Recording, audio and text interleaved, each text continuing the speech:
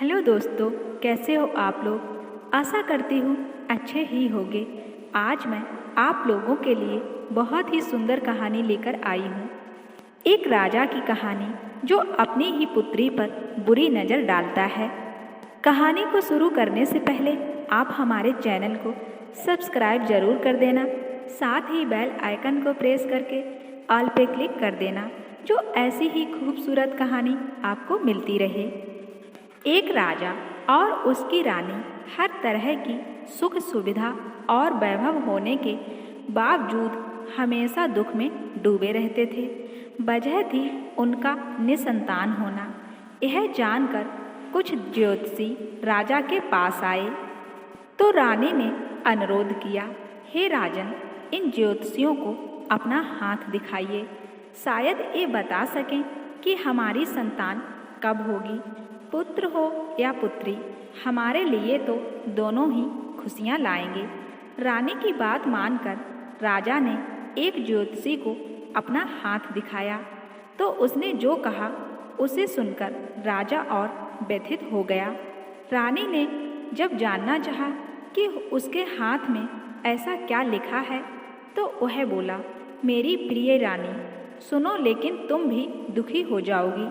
हमारे यहाँ आने वाले समय में तो कोई संतान नहीं होने वाली, पर अगर कभी पुत्र हुआ तो अन्य राज्य हमारे अधीन हो जाएंगे, और अगर पुत्री हुई तो हमारा राज्य दूसरों के अधीन हो जाएगा, हम बर्बाद हो जाएंगे। कुछ वर्ष बाद रानी गर्भवती हुई तो दोनों की खुशी का ठिकाना नहीं रहा, लेकिन राजा ज्योतिषी की बताई बातें भूला नहीं। उसी समय राजा को कुछ हाथियों को पकड़ने के लिए दूसरे स्थान पर जाना पड़ा, और जाते समय वह रानी को कुछ हिदायतें देकर गया। मेरी प्रिय रानी, अगर तुम्हें पुत्र हुआ तो उसे तुम बहुत ही सावधानी से एक बैंगनी कागज में लपेट देना, पर अगर पुत्री हुई तो उसे तुरंत आमल लाल और अन्य चीज़ों सहित जमीन में दबा देना। किसी को इस बात का पता नहीं चलना चाहिए। रानी ने कुछ दिनों बाद एक पुत्री को जन्म दिया जो बहुत ही सुंदर थी। उसे देखकर रानी की राजा का आदेश मानने की इच्छा नहीं हुई। उसने निश्चय किया कि चाहे जो हो जाए वह राजा से छिपाकर अपनी पुत्री का पालन पोषण करेगी। राजा जब लौटा तब तक 15 वर्ष बीत चुके थे। इस समय तक वह लड़की, जिसका नाम दिसरू था, एक खूबसूरत युवती बन चुकी थी।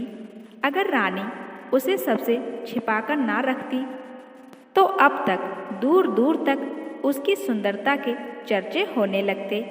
जब राजा वापस आया तो रानी ने कुछ इस तरह से उसका स्वागत किया, जब आप दूर दिरारा में थे और कोई भी मेरे पास नहीं था, मैंने एक सुनहरी फूल को जन्म दिया, ऐसा फूल जो सबसे सुंदर है। हे राजन, मेरे स्वामी, मेरे प्रियतम। राजा को लगा कि उसके यहाँ पुत्र का जन्म हुआ था। यह सुनकर वह बहुत प्रसन्न हुआ। रानी ने सारे प्रयत्न किए कि राजा और दिसरू एक दूसरे को कभी ना देखें, पर नियति को कुछ और पसंद था। राजा ने दिसरू को देख लिया और उसकी मानो सांसें ही रुक गईं। ऐसा सौंदर्य इससे पहले इतनी रूपवती और गोरी लड़की राजा ने पहले कभी नहीं देखी थी।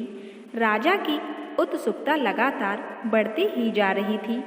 वह बोला, हे अनुपम सुंदरी, मुझे बताओ कि तुम किसकी पुत्री हो। अगर मैं तुम्हारे गोरे हाथ थामना चाहूँ तो क्या तुम मेरे पास आओगी? तभी दौड़ती हुई रानी वहाँ आई और उसने राजा के आगे एक पहेली रखी। राजन, मुझे बताओ कि अगर अपने ही हाथों से आप बैंगन का पौधा लगाते हो तो क्या फूल के साथ आप पौधे को भी खाना चाहोगे? राजा को समझ नहीं आया कि इस पहेली से उसका क्या संबंध है, पर उसके सामने एक सुंदरी खड़ी थी और राजा का दिल उस पर आ गया था। उसे लगा कि उस सुंदरी को वह अपने मन की बात पहेली में ही बता देता है। वह बोला, हे रानी, जो तुम कह रही हो वह एकदम सही है, लेकिन जब अपने ही हाथों से जब आप किसी तुरई को बोते हो तो आप फल के साथ साथ उसकी पत्तियां भी खाते हो। रानी ने यह सुन पूछा, हे राजन, मुझे बताओ, अगर अपने हाथों से आपने मिर्च बोई है तो क्या फूल के साथ आप पेड़ भी लेना चाहोगे? एक विजयी भाव से राजा बोला, जो तुमने कहा यह भी सच है हे रानी, पर जब अपने ही हाथों से आप कद्दू बोते हो, आप फल के साथ साथ उसकी लताएं भी खाते हो। वह आगे बोला, पर मेरी रानी, मैं तो बस इस सुंदरी के रूप की प्रशंसा कर रहा हूँ। यह इतनी सुंदर है कि यह मेरी रानी बनने लायक है। हे सुंदरी, तुम्हें इस बारे में क्या कहना है? लड़की की ओर देखते हुए राजा ने पूछा। नहीं नहीं राजन, पर यह तो आपके मांस और रक्त का ही एक हिस्सा है। गहन पीड़ा से रानी रोने लगी। तब जाकर राजा को पहेली का आशय समझ आया, पर तब तक तो बहुत देर हो चुकी थी। जिस सुंदरता का वह एकदम दीवाना हो गया था, वह तो उसकी अपनी ही बेटी थी। सदमे में डूबा राजा बोला, मेरा अपना ही मांस और रक्त, ओहो, एक कैसी दुविधा है।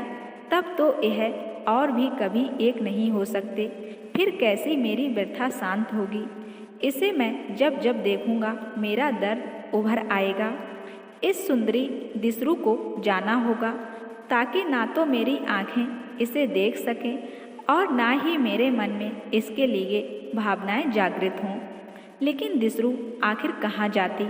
शर्म और अपमान से उसने कामना की कि वह धूल में मिल जाए, और उसने भगवान से कामना की कि उसे मौत दे दें। वह किस पर बैठकर जाएगी? अगर उड़ना जानती तो उड़ती हुई राख के साथ उड़ जाती और वहाँ जाकर गिरती जहाँ धरती का अंत होता, या अंतहीन प्रवाह की तरह लगातार बहती और वहाँ जाकर रुकती जहाँ पानी समुद्र में जाकर मिल जाता है। शोकाकुल दिसरू रोने लगी और बोली, हे सुंदरता, जो मेरी बर्बादी का कारण है उसका मैं त्याग करती हूँ। हे पिता, जो मेरे हुए अपमान का कारण है उन्हें मैं शाप देती हूँ। अपने ही भाग्य से बर्बाद होने के लिए मैं आपको अपनी इस अवस्था का जिम्मेदार ठहराती हूँ। मेरे जाने के बाद आपका सिंहासन छिन जाएगा। पिताजी, आज के बाद सुंदरता और आपका वंश एक दूसरे के लिए अजनबी के समान होंगे। इस प्रकार एक सुंदरता अपमानित हुई, सुंदरता के लिए रोई।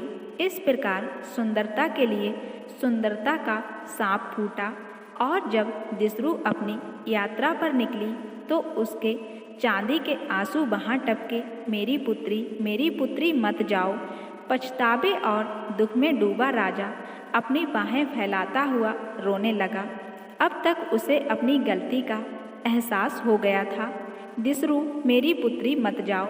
रानी भी रोने लगी और साथ में सारे नौकर, सारी प्रजा और यहाँ तक कि सारे पशु रोने लगे।